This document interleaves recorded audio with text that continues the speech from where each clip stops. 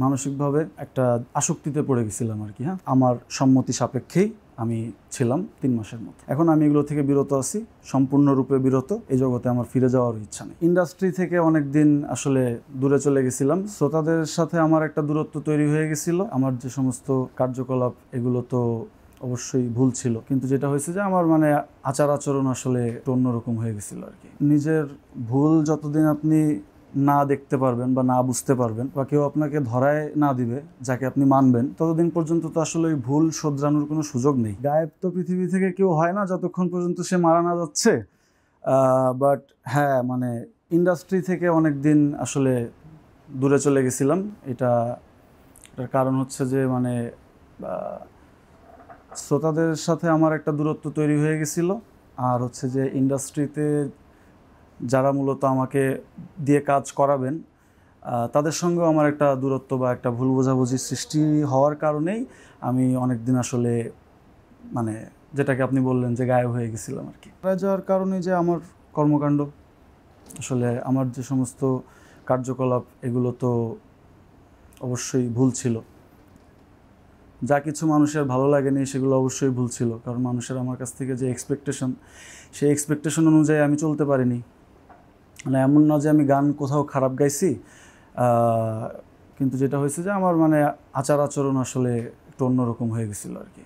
শুরুর দিকে যেরকম আমার আচার আচরণ ছিল, সেই আচার আচরণগুলো আসলে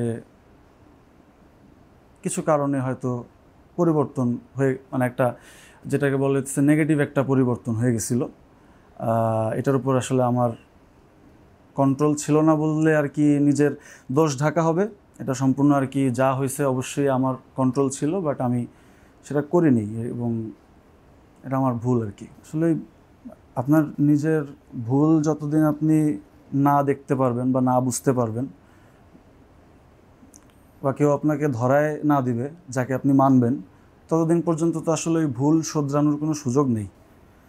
সো যেহেতু এখন এই মুহূর্তে বা আরও বেশ কিছুদিন আগেই আমার মধ্যে সেই রিয়েলাইজেশনগুলো আসছে, আমি বুঝতে পারছি যে আমার ভুলগুলো কোথায় কোথায় বা কী কী, সেগুলো আমি পয়েন্ট আউট করতে পারছি। হয়তো যদি আরও কিছু পয়েন্ট আউট না করতে পারি এখনও পর্যন্ত, সেগুলো অবশ্যই আমাকে আমার দর্শক শ্রোতারা প্লাস আপনারা যারা সাংবাদিক ভাইয়েরা আছেন তারা আমাকে ধরায় দিবে, এবং আমি অবশ্যই আমার সমস্ত নেগেটিভ সাইডগুলোকে ত্যাগ করে আমার যেটা প্রফেশন, আমার যেটা কাজ, মানুষের সঙ্গে আমার যে গানে গানে পরিচয়, সেটা কন্টিনিউ করব। অবশ্যই আমার গান গাইতে হবে, কারণ গান ছাড়া তো আর আমি অন্য কোনো কিছু করতে পারি না। আসলে পারি, বাট সেগুলো তো আমার প্রফেশন না। আমার যেটা হচ্ছে যে প্রফেশন, সেটা হচ্ছে আমার গান গাওয়া। আর ওইটার দ্বারাই তো মানুষ আমাকে রেকগনাইজ করছে, আমাকে চিনছে। আমার যত, আপনি যে বললেন মুক্তির মন্দির, এরকম আরও দুই একটা গান আমি শুনতে পারছি ওই সময়, যেমন কারার ওই লৌহ কপাট, এই গানটাও বেশ মানুষ ওই সময় এটা মানুষকে অনুপ্রাণিত করছে। তবে আমার যেটা মেইন প্রবলেম, সেটা হচ্ছে যে আমার যে ভুলভ্রান্তিগুলো হইতেছিল, এটাই সমস্যা আর কি।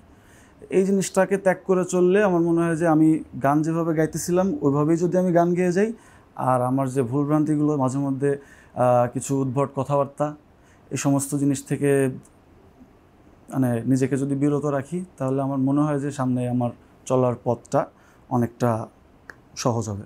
আমি আসলে যেটাকে বলে আর কি, মানসিকভাবে একটা আসক্তিতে পড়ে গেছিলাম আর কি।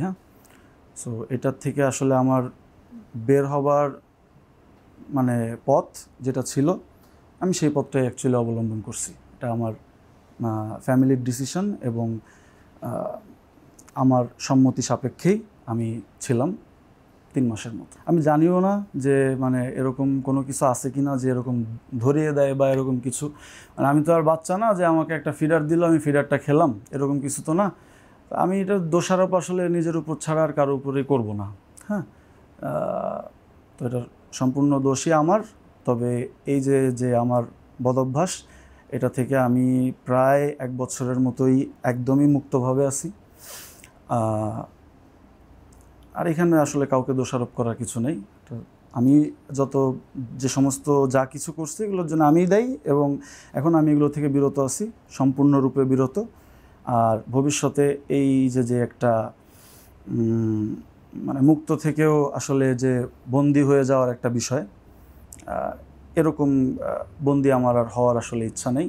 আমার কোনোদিন এই জগতে আমার ফিরে যাওয়ার ইচ্ছা নেই।